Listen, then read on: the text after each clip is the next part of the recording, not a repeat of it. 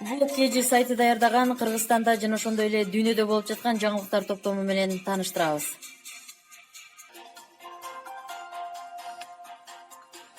Ат башыдан суу самырга келе жатып, Көкөмөрен суусуна түшүп кеткен өкмөттүн Чүй облусундагы өкүлчүлүгүнүн аппарат жетекчиси Молдокун Абдылдаев менен айдоочусунун сөөгү табылганын Өзгөчө кырдаалдар министрлиги билдирди.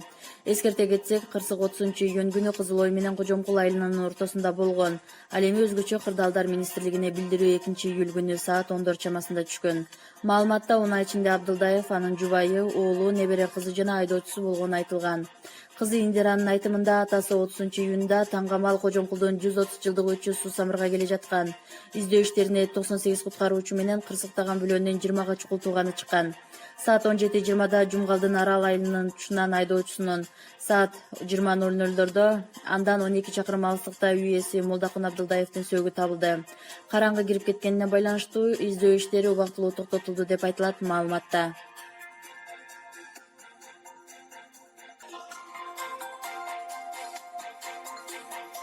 Орусиянын Екатеринбург шаарында жеке ишкер Камчыбек Каримовду атып кетишти. Бул тууралуу чет элдик басылмалар жазып чыгышты. Маалыматка ылайык, ишкерди Екатеринбург шаарындагы Калинин көчөсүндөгү үйлөрдүн биринин алдынан атып кетишкен. Күбөлөрдүн билдиргенине караганда, аны атып кеткен адам экөө болгон. Алгач алар ишкер менен мушташып, андан соң 2 жолу атышкан. Ок анын курсагына жана бутуна тийген. Андан кийин алар из жашырып качып кетишкен. Тез жардам кызматы келгенде ал тирүү болгон. Ошондой эле ишкердин үстүнө 1000 жана 5000 сомдук акчалар чачылып жатканын көргөнүн күбөлөр айтып беришкен.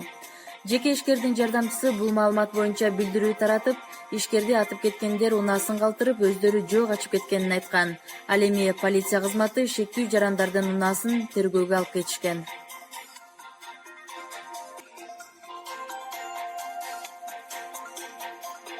Социалдык тармактарда кайрадан туура эмес жазылган аттестат талкууга алынууда. Кочкор районунун орто мектебин аяктап жаткан окуучу кыздын ката менен басылган аттестатынын сүрөтү жарыяланды. Анда орус тилинде жазылган бетинде «Окончила среднюю школу» деп турат. Билдирүү менен Жогорку Кеңештин депутаты Эльвира Сурабалдиева да Твиттер баракчасынан бөлүшүп, Кудайбердиева күздө кызматынан кетет окшойт деп жазган. Билим берүү жана илим министрлигинин маалымат кызматы Кочкор районунда берилген аттестаттардан ката кеткенин тастыктады. Ал эми бул катаны министрлик мектепке оодарып койду көрүнөт. Басмаканага жөнөтүлгөн акыркы вариантта мындай ката жок болчу. Негизи жыл сайын эле басмакананын катасы менен чыккан документтер болот. Муну мектептин директорлору дыкат текшериши керек эле. Аттестаттарды толтуруп жаткандарда карашы керек болчу дешти министрликтен. Алардын айтымында среднюю деген ката 10 аттестаттан табылган. 5-өө алмаштырылды, калганын бүгүн алмаштырып берүүнү убадалашты. Адатта аттестатты толтургуча бала аты жөнүн алмаштырып алат. Же кызыл менен бүтө турган окуучу билим деңгээлин жакшы көрсөтө албай калат. Ошондой учурда аттестатты алмаштырууга туура келет. Кээде катасы менен же начар басылып калган аттестаттарда жалпы документтердин партиясына кошулуп калышы мүмкүн. Ошол себептен аттестаттар дайыма тийиштүү көлөмдөн көбүрөөк басылат деп айтылат билдирүүдө. Тышкы иштер министрлигинин коомдук кеңешинин төрайымы болуп Ишенгүл Болжурова шайланды. Бул туурасында аталган министрликтин маалымат кызматы билдирди. 2-июлда Тышкы иштер министрлигинин коомдук кеңешине жетекчи шайлоо боюнча өткөн жыйында коомдук кеңештин төрайымдыгына Ишенгүл Болжурова жана жоопту катчылыгына Уран Ахметов бир добуштан шайланды. Белгилей кетсек, Ишенгүл Болжурова убагында билим берүү жана илим министри кызматын аркалап, Хусейин Карасаев атындагы Бишкек гуманитардык университетинин ректору болгон. Ал эми Уран Ахметов Адлет министри болуп иштеген.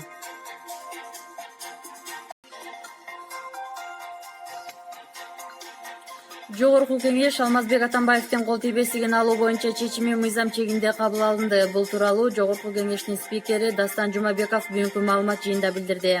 Ал парламент ар бир кабыл алынган мыйзам долбоору, токтомдору, регламенттин талаптарына жооп берерин белгиледи. Анын пикиринде экс-президенттин кол тийбестигин алуу шашылыш каралган эмес. Биз бир күндө чечим кабыл алабыз. Бир айдабы баары мыйзам чегинде болсо болду. Жогорку кеңеш кабыл алган мыйзамдары чечимдери үчүн жооп берүүгө даяр, деди ал. Ал эми эмне себептен мындай айыптоолор учурунда коюлган эмес деген суроого президенттин колунда бийлиги турганда эч нерсе кыла албайт экенсиң деген жообун узатты.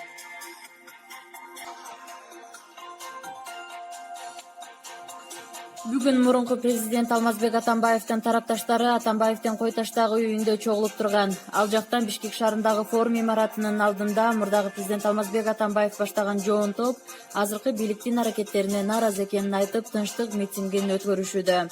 Шаар тургундары менен коноктордун кооптонуусунда негиз жок. Шаардын аймагындагы абал ички иштер органдары тарабынан толук көзөмөлдө турат деп билдиришти шаардык ички иштер башкармалыгы. Бишкек шаардык милициясы кадимки тартипте эле кызмат өтөп жатат деп кошумчаланат маалыматта.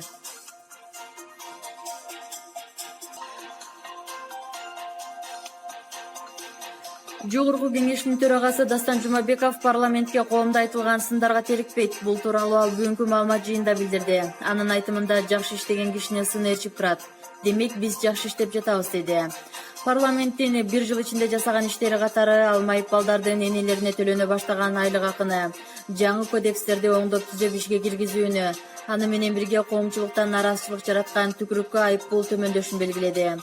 Сентябрда жол эрежелерин бузууга коюлган айрым айыптардын дагы көлөмү кыскарат.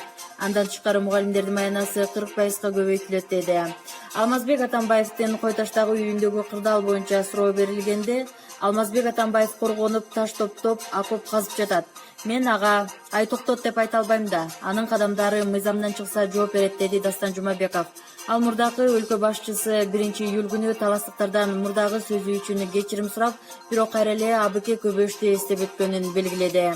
Спикер деп мени да атап өттү. Мен бөлүнгөндү жаман көрөм, кыргыз элим деп гана жүрөм. Мен уурумду эмес, жети атамды атап берем. Алмазбек Атамбаев атап бере алат бекен деп суроо узатты. Төрага жогорку кеңешке кирүү үчүн коюлган дресс-кодго каршы эмес. Эми мына сиз жакшынакай кийинип келипсиз. Бул мен үчүн жагымдуу, деди ал журналист кызга кайрылып.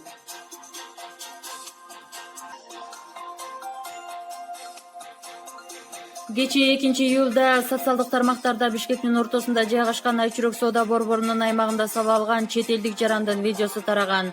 Анда жерде кыймылсыз жаткан жаранга көптөгөн адамдар жардам көрсөтүп, суу куюп жатканын көрүүгө болот. Аталган видео боюнча Бишкек шаардык ички иштер башкармалыгынын басма сөз кызматы 2-июль күнү саат 17:30 улуттук госпиталдан 102 кызматына 1985 жылы туулган жаран оор абалда түшкөнүн билдиришкен. Аталган факт кылмыштардын жана жоруктардын бирдиктүү реестрине катталып, сотко чейинки өндүрүшкө алынды. Жабырлануучу эсине келе элек деп билдирди. Алдын ала маалыматтар боюнча сабалган жаран Бишкектеги тил үйрөтүүчү мектептердин биринин директору экени айтылууда. Вызвали. Вот камера работает, да? Да, работает. Это кто-то ударил, что ли? Да, он ударил козел. Россиялык телеканалдардын биринде Город 312 тобунун солисти Светлана Назаренко кыргыз тилинде ырдады. Эфирдин үзүндүсү Facebook социалдык тармагына жайгаштырылды. Ал сөзү Бирим Кулалбаев, обону Сардарбек Жумалиевке таандык, сен менин жазылбаган ырларымсың деген ырды аткарган. Бул ыр менин Кыргызстанда жашап жүргөндөгү репертуарымдагы ыр, деп Назаренко эфирде ырдын маанисине дагы токтолуп өттү. Песня из моего репертуара, когда я жила в Кыргызстане большую часть времени. И она называется «Сен менин». Ты для меня, ну, другими словами, чтобы примерно понимали, о чем это, о любви. Это когда человек не может обладать предметом своей любви, он лишь говорит, что он не то, что потерял, а что этот человек для него. Ты для меня не спетая песня.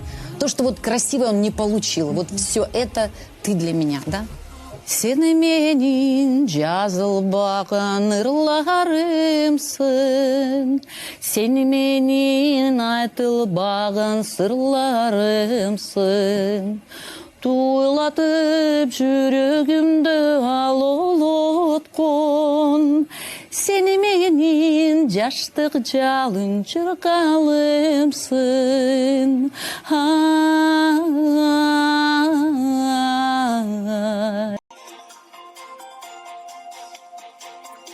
Америкалык блогер Лори Фейт Instagram баракчасында түз эфирде чачын атайын каражат менен күйгүзгөнүн көрсөтүп жатып жыдытып алды.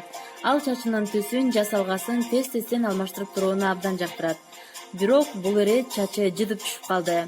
Ал үй шартында чачын күйгүзүп, андан соң түздүк жылмакай кылуу үчүн релаксант колдонгон. Бирок каражаттын күчтүүлүгүн эске албаган блогер бир нече саамдан кийин тараган чачы шыпырылып түшө баштаганын байкаган. Ушунчалыкка чейин барам деп такыр ойлоп оптурмун. Бирок бул кемчиликтин арты менен эми өзүмдүн табигый түстөгү чачым өсүп чыгат, деди блогер.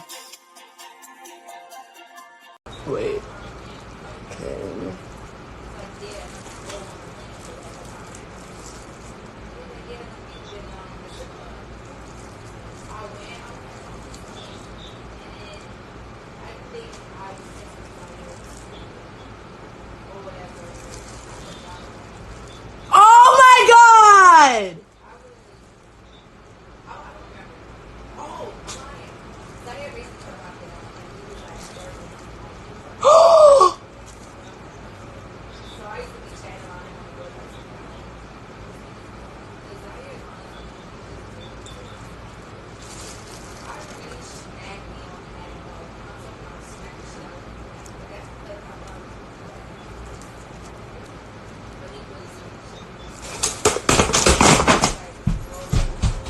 Bro, my hair's coming out. Oh my god!